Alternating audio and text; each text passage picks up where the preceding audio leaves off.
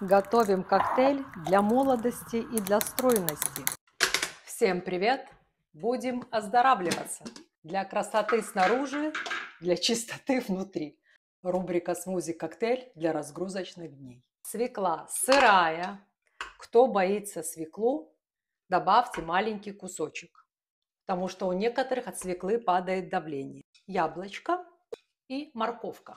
Добавим ложечку семян чиа. Выдавим немного лимона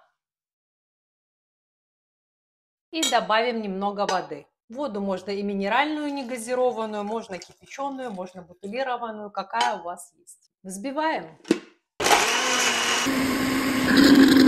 Взбили. Огонь. Разливаем.